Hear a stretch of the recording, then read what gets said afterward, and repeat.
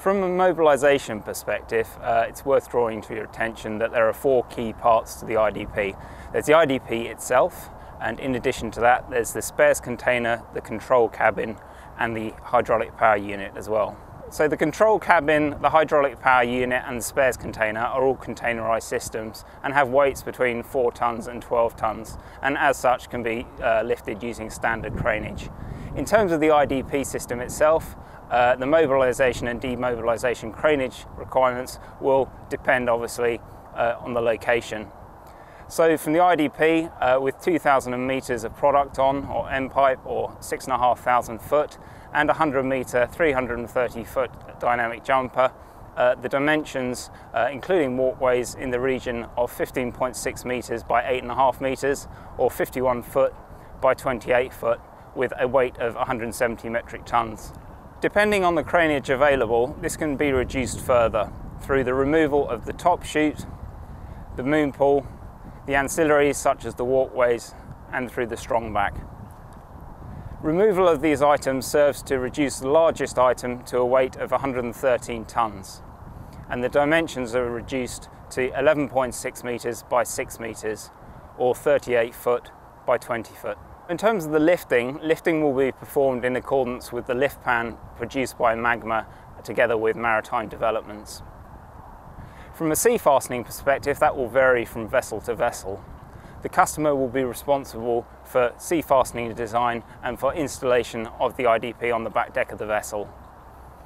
However, the design and the installation will be subject to approval by a third-party agency. The lifting of the IDP will be performed in accordance with Magma's lifting plan. This allows for lifting with or without a spreader beam. All lifting rigging equipment that is required will be provided by Magma.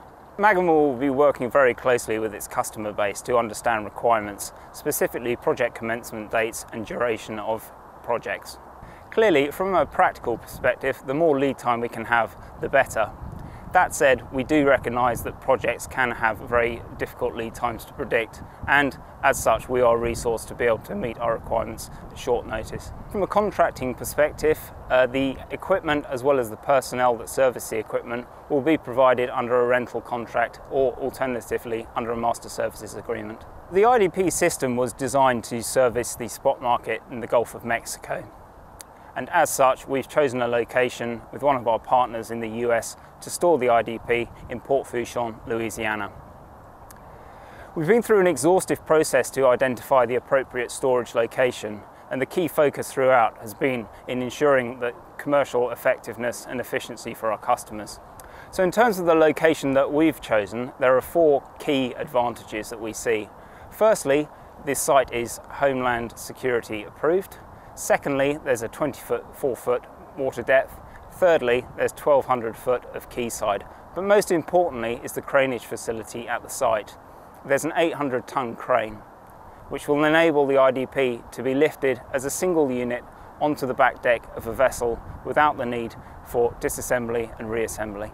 The crewing of the IDP system, each crew servicing 24 hours will be comprised of 6 people, with 3 per shift. Within each shift, there will be 3 people. Of those, there will be 1 supervisor and 2 operators.